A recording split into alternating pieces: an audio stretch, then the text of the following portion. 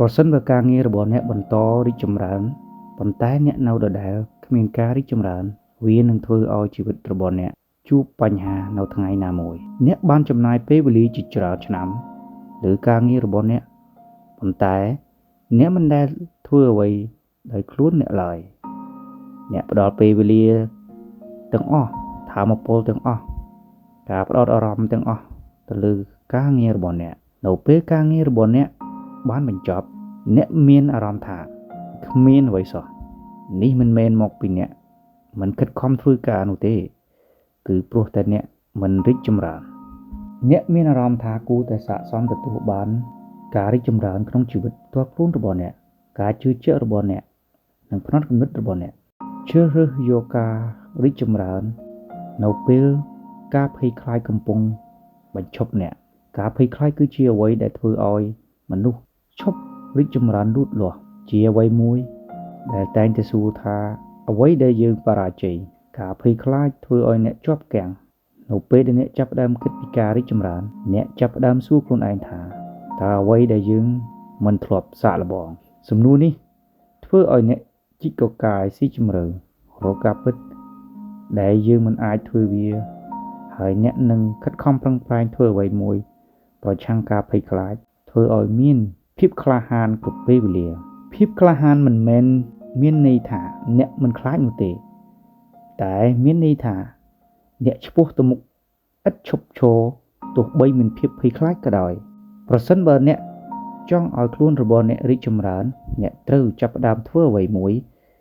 ដែលធ្វើឲ្យអ្នកដើរទៅមុខអ្នកត្រូវចាប់ផ្ដើមទំនាក់ទំនងដែលធ្វើឲ្យអ្នកភ័យខ្លាចអ្នកត្រូវតែរៀនជំនាញដែលជាឧបសគ្គរបស់អ្នកត្រូវតែចាប់ផ្ដើមធ្វើអ្វីមួយអាចនឹងមិនល្អភ្លាមនេះជាអ្វីដែលជាភាពជឿជាក់របស់អ្នកការភ័យខ្លាចថាអ្នកមិនអាចធ្វើវាបានការរីកចម្រើនថាអ្នករៀនសូត្រពីវាបានយ៉ាងដូចម្តេចនៅពេលអ្នកប្រាប់ខ្លួនឯងថាខ្ញុំជ្រើសរើសយកការរីកចម្រើនអ្នកមានឆន្ទៈក្នុងការរៀនសូត្រអំពីអ្វីមួយដែលអ្នកមិនដឹងខ្ញុំមានឆន្ទៈទទួលយកការបរាជ័យហើយព្យាយាមម្ដងទៀតខ្ញុំមានឆន្ទៈធ្វើវាឲ្យល្អប្រសើរការគិតបែបនេះ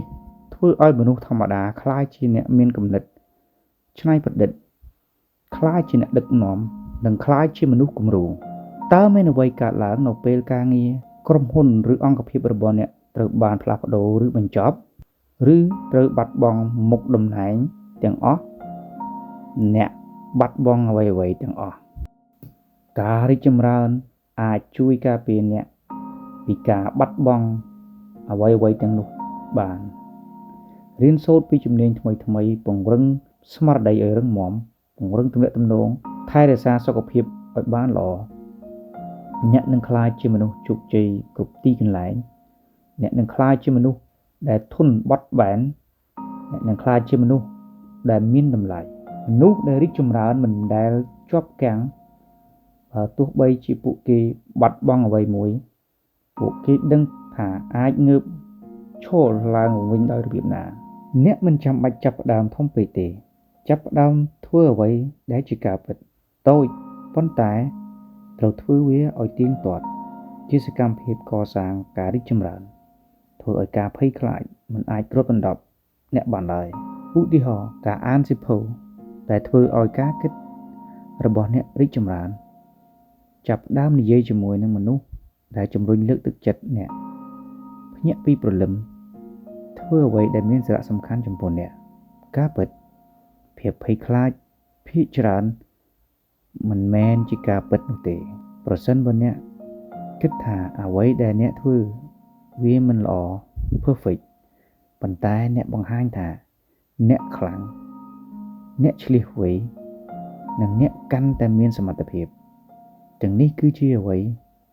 ដែលការរីកចម្រើនផ្ដល់ឲ្យអ្នកបានកសាងភាពជឿជាក់កាន់តែខ្លាំងឡើងអ្នកអាចដោះស្រាយបញ្ហាបានគ្រប់ពេលវេលាការងារអាចបញ្ចប់ប៉ុន្តែការរីកចម្រើនលូតលាស់មានជាដរាបវាជាការផ្លាស់ប្ដូរពីរបៀបនៃការមើលឃើញខ្លួនរបស់អ្នកអនាគតរបស់អ្នកប្រសិនបើអ្នកពិតជាចង់ឲ្យអនាគតរបស់អ្នកល្អគ្រប់ពេលវេលា ការរីកចម្រើនមិនមែនជាអ្វីដែលអ្នកត្រូវស្វែងរកទេប៉ុន្តែការរីកចម្រើនជាអ្វីដែលអ្នកសម្រេចចិត្ត